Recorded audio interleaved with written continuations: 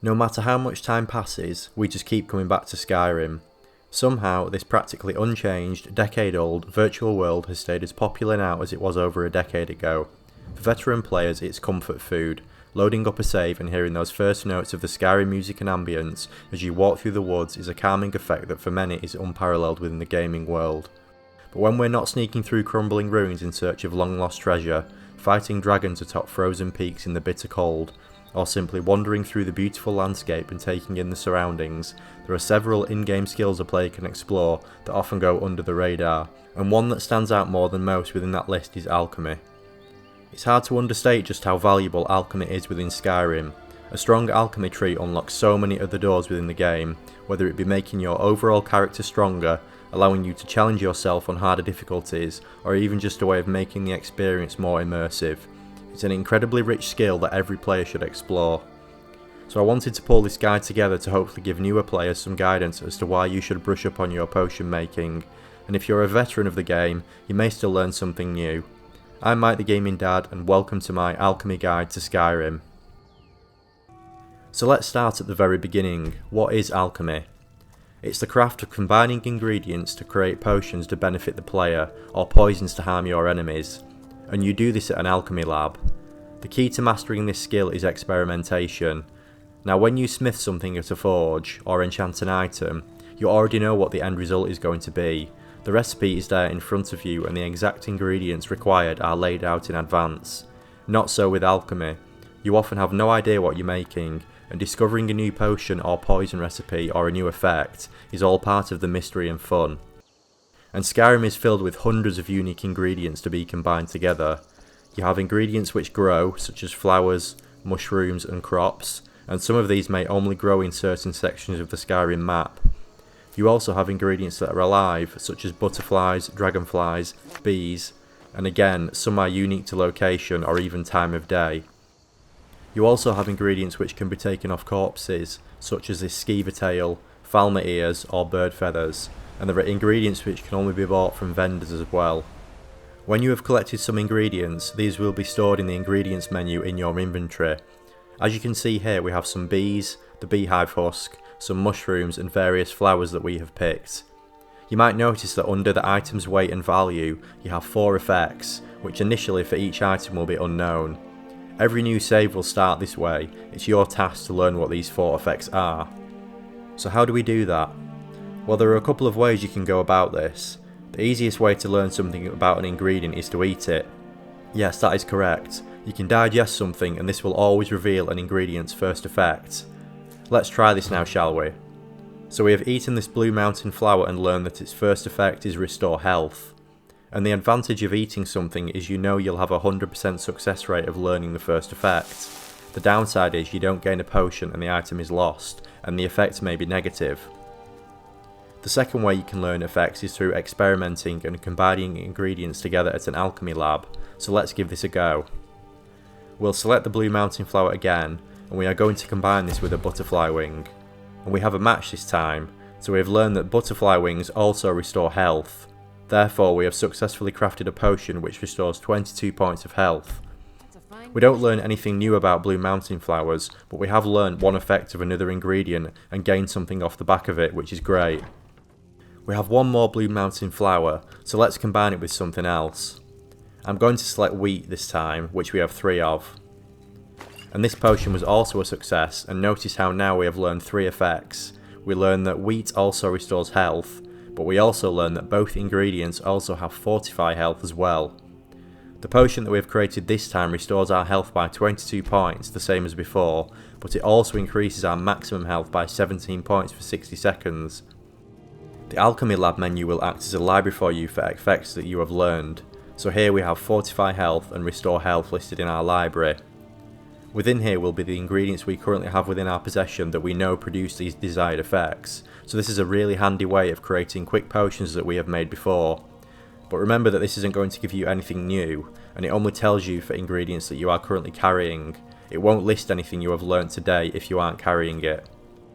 Let's continue combining ingredients. We have 2 more wheat still, so let's use another one of those and combine it with this thistle branch.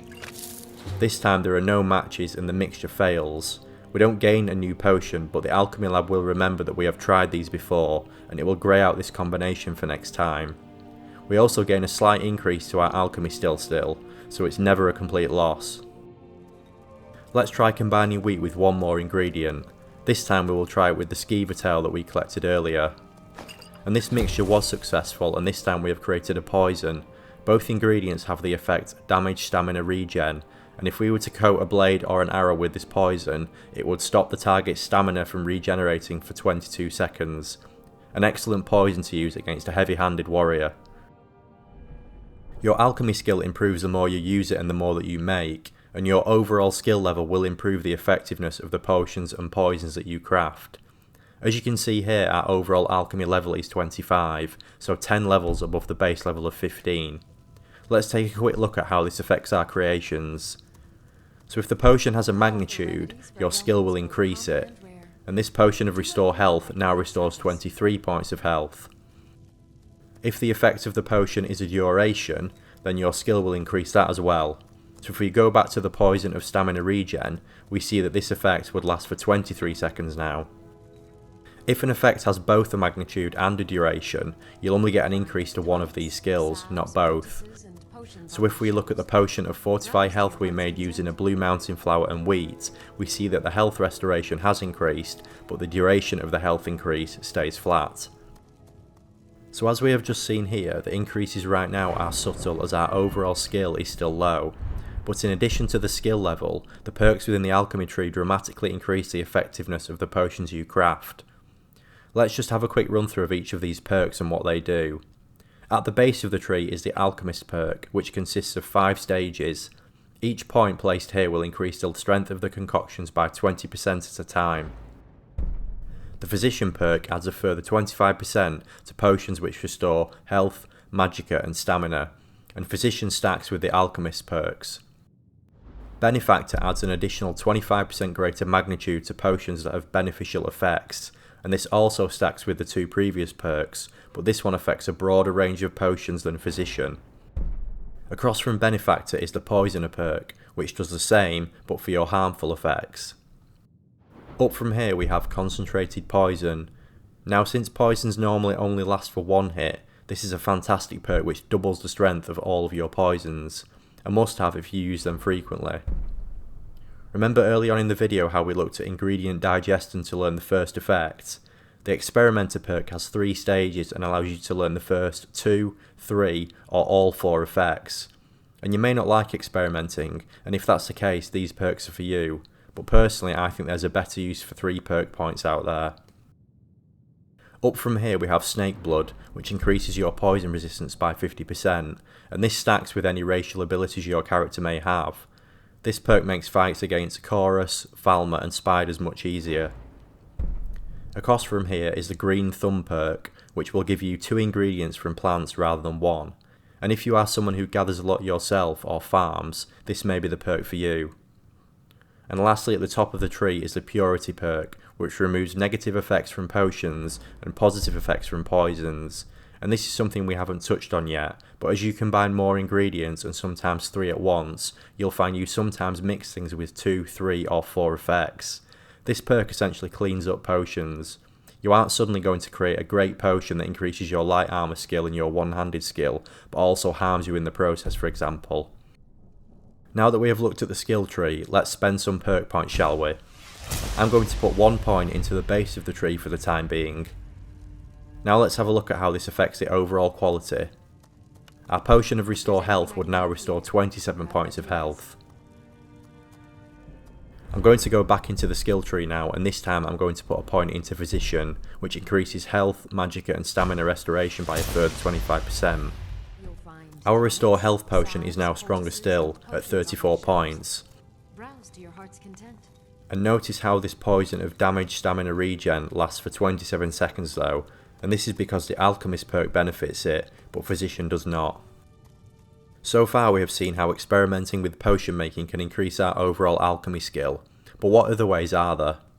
Another very quick way of gaining alchemy levels is through the use of trainers, and there are a few dotted throughout Skyrim who will be happy to teach you a thing or two about alchemy, for the right amount of coin that is.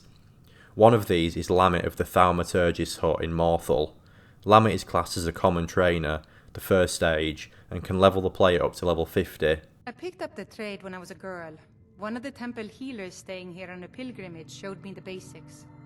She had a book with her, Song of the Alchemists, that I used to read over and over. I miss having a copy.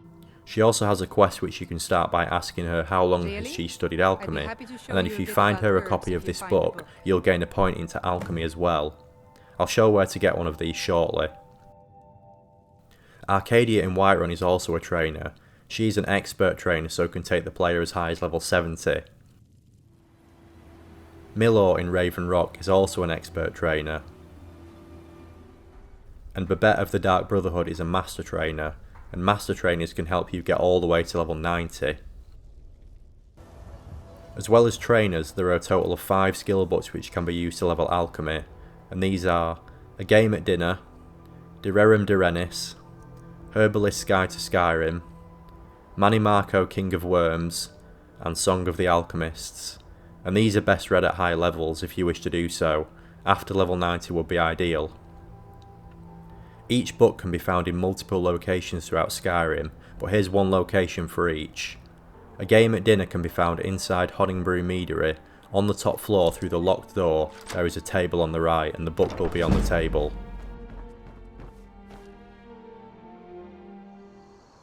For De Rerum de Renis, go to Falkreath and inside Grave Concoctions. Once inside, head to the bookcase in the right corner and look behind the baskets that are on the floor. A Herbalist Guide to Skyrim is really easy to find. There is a copy in this room inside Arcadia's shop. A copy of Manimarco King of Worms can be found on the frozen shores southeast of Winterhold. Along this shore there are 2 skeletons, one with its leg caught in a bear trap. On the floor next to them is an apothecary's satchel, and the book can be found inside. And lastly, the book that Lammy wants you to find for her. A copy of this is inside Anice's cabin near Riverwood. It's so nice to have a visitor. If the player heads to Solitude, there is a quest available as part of the Bard's College questline, After Tending the Flames. It's given by Ingi Sixfingers and requires you to find Finn's loot, and doing so will give you +1 into all stealth skills including alchemy. And there's also the Augment Infinium given during discerning the Transmundane, and if the player selects the Path of Shadows, you receive +5 into all stealth skills including alchemy. The race you choose may see you start with a slightly higher alchemy skill to begin with as well. The Bretons start with 20 alchemy instead of the standard 15, as do the Dark Elves, the Khajiit, and the Wood Elves. One thing we haven't touched on yet is using 3 ingredients to craft a potion, and you're more likely to succeed using 3 as you've got 12 effect slots to find a match rather than 8. However, in doing so you're more likely to produce a potion with multiple effects, and this may not always be all good or all bad, and this is where the Purity perk mentioned earlier can come in handy. I'm going to select this Giant's Toe, Hanging Moss, and this Rock Warbler's Egg, and we've discovered quite a few effects here. So this potion fortifies our health and our one-handed skill, but it also drains our stamina.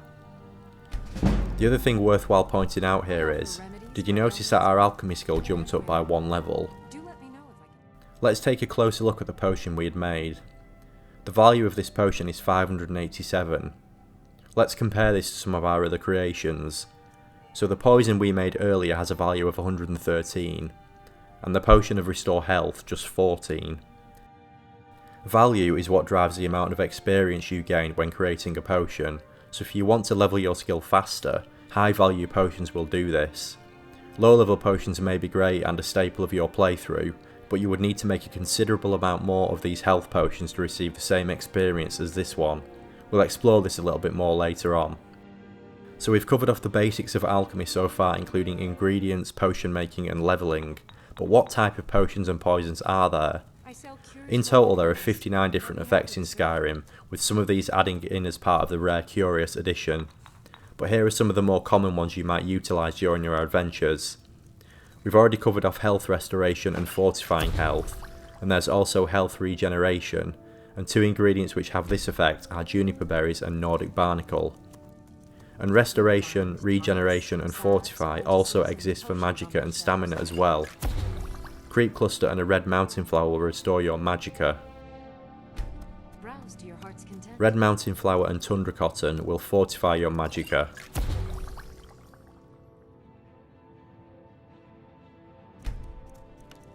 Garlic and Salt Pile will regenerate your Magicka.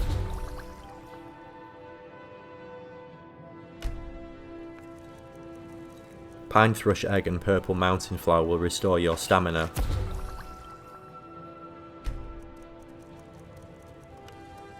Lavender and Garlic will fortify your Stamina.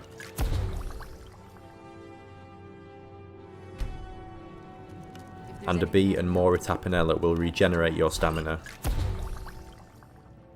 There are also potions which increase your resistance to certain effects. Fly, Amanita and Snowberries will increase your resistance to fire damage.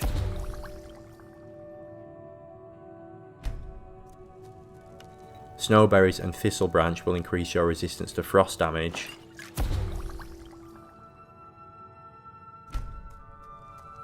And Snowberries and Glow Dust will increase your resistance to shock damage. There are also utility potions which allow you to do new things. Chorus Eggs and Nirnroot will make the player invisible.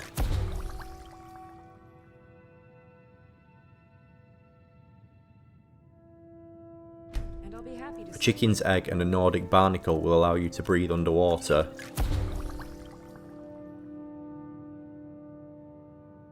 And then in terms of poisons, obvious ones will do damage, such as this one made by combining a Falmer Ear and a River Betty.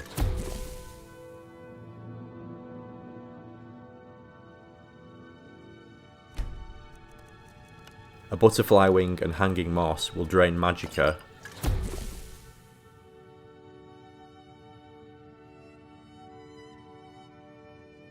Canis Root and Imp Stool is a really useful concoction as this one causes paralysis.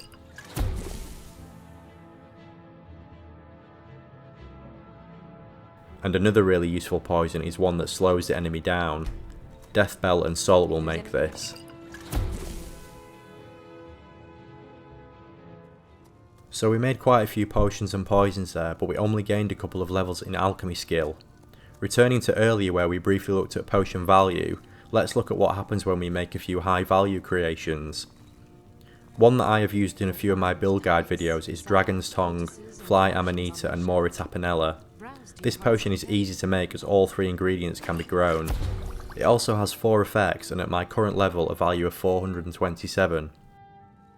Here is another potion I've used on my channel before, but slightly harder to gather. Garlic, Nordic Barnacle and Salmon Rope make a very expensive potion. Even at our low level this is worth 1711 gold, we've almost jumped 2 levels. And finally, using rarer ingredients still, Salmon Roe, Fungus Stalk and a Boar Tusk will make a potion that fortifies health, stamina and water breathing. And this one is worth 2432 gold, and we've increased 2 whole levels. Although this potion is worth the most, those ingredients are not easy to find, so it's about finding a balance between value and ease of gathering. And this leads me nicely onto farming. Ingredients that can be grown are the best way of mass producing potions for leveling your alchemy skill quickly. Here we are at Golden Hills Plantation and I've got planted here all the ingredients for the first of those 3 potions I just made. That is Dragon's Tongue, Fly Amanita and Mora Tapanella. Farming your ingredients in this way for potions to mass produce, or for ones you use often, is a really worthwhile exercise. But don't worry if you don't have Anniversary Edition, you can still do this using the Hearthfire homes once you've built the garden as shown here. It just takes a little longer to do as you have less spots to work with. Moving back to Golden Hills, I've cycled through about 8 or 9 harvests here and have over 400 of each ingredient now. And once you have this many ingredients you'll be able to spam potions all the way to level 100.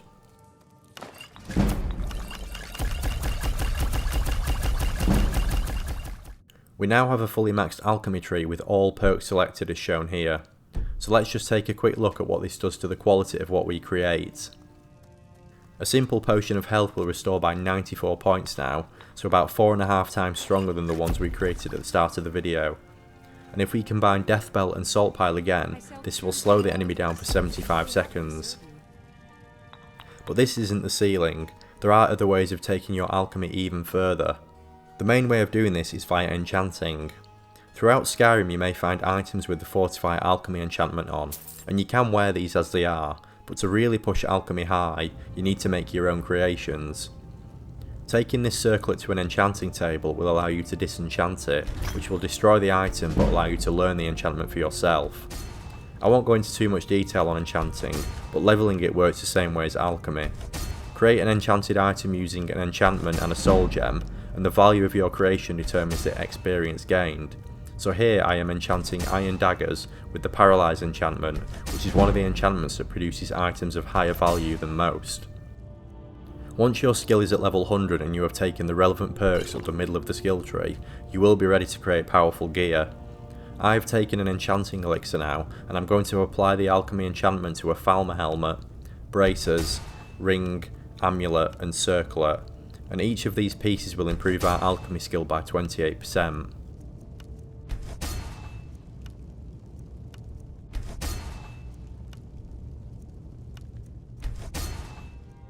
I'll just show each piece equipped here, and the Falmer helmet can be equipped alongside a circlet, even though both are headwear, so this allows you to get an extra slot for alchemy. There's also a bonus available for the player if they head to White Ridge Barrow on Solstheim. Defeat the Dragon Priest here and read the Black Book, the Sallow Region, and this will take you to Apocrypha, and at the end of this short area, the player can choose to receive one of 3 benefits. Choose Seeker of Shadows, and this fortifies your stealth skills by an extra 10%. Players who make a lot of potions may also want to head to Sinderion's field laboratory in Blackreach. Check his skeleton for his field journal, which will start the quest Return to Your Roots, a challenging quest whereby you have to find 30 Crimson Nirnroot around Blackreach. The first can be collected inside this room, and thankfully these chime like the standard Nirnroot, as they're not easy to spot in the darkness outside. A good place to start is along the water.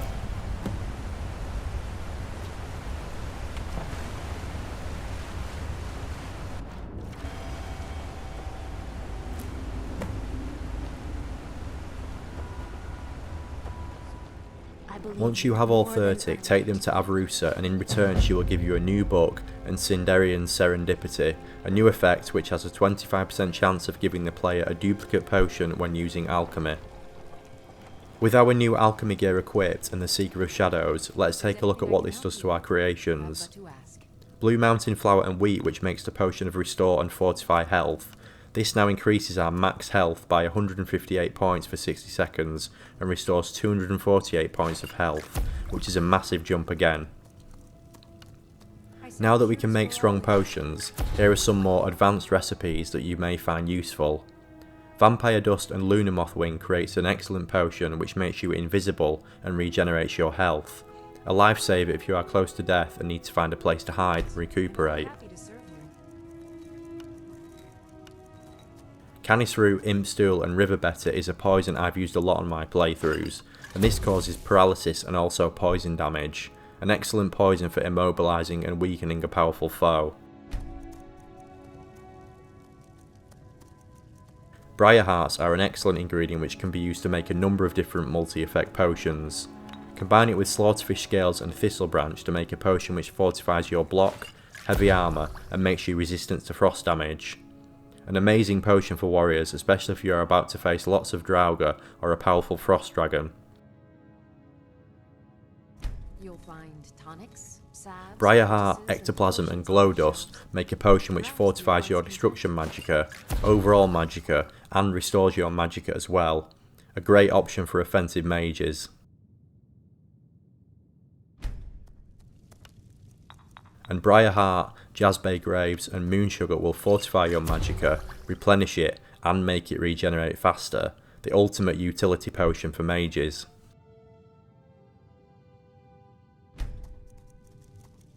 Moving back onto potions for warriors, Beehive Husk, Hawk Feathers and Rock Warbler Egg will fortify your one-handed, sneak and light armour, an excellent potion for skirmisher types.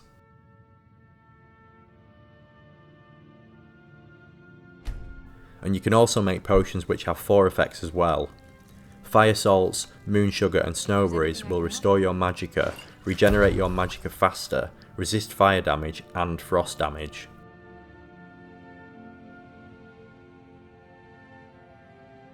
Hawk feathers, lunar moth wing and vampire dust will make you invisible, boost your health regeneration, increase your light armor skill and cure all diseases.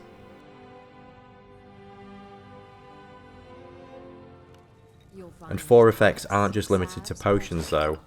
Hargraven feathers, a human heart and nightshade creates a powerful poison which damages health, magicka, magicka regen and also causes frenzy. And one of my personal favourites to use which is a death sentence. Human flesh, imp stool and Mora Tapinella causes poison damage, lingering poison damage and paralysis. It also restores magicka, but the purity perk will remove this effect for you. Are there any other 4 effect potions that you use? And if you're thinking, well, I mainly play as a warrior, I don't use alchemy often at all. Alchemy could turn your warrior into an absolute beast. Blisterwort and glowing mushroom makes a potion of fortify smithing, which will allow you to improve your armour and weapons greatly. No guide on alchemy though would be complete without touching on the rare Curios ingredients, and these were added free into everyone's game to celebrate Skyrim's 10th anniversary. Rare Curios totals over 50 new ingredients, and these are only available through the Khajiit caravan traders. Speaking to any of the 3 traders and checking their ingredients for sale will likely throw up a few new things you've never seen before, because after all, they are rare. The selection will always be different and you may not see these again for a while, so if there is something you think you need, make sure you pick it up now before it's too late.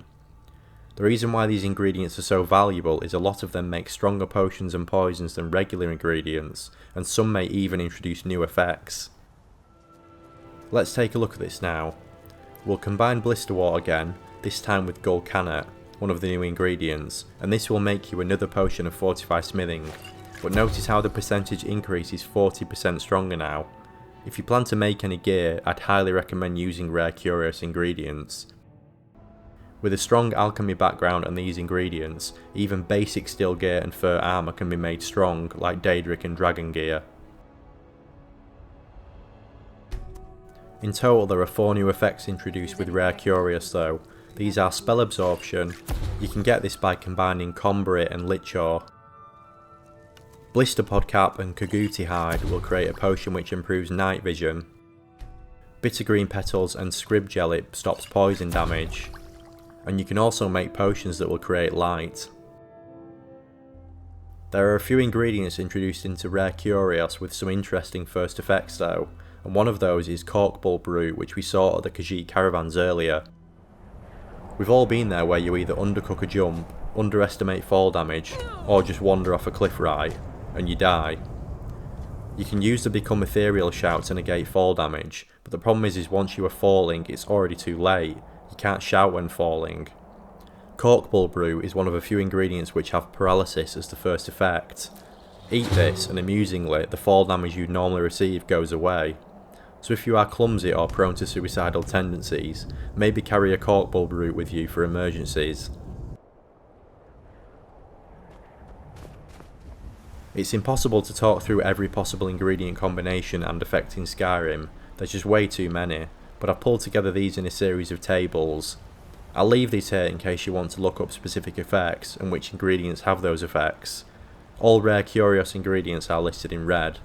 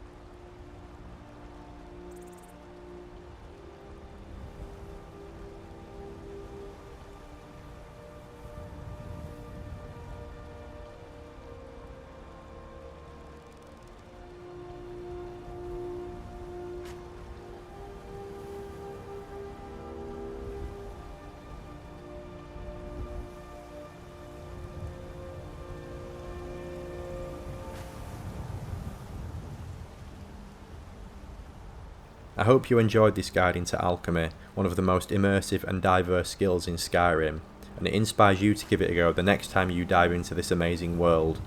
I'm Mike the Gaming Dad, and I'll see you next time.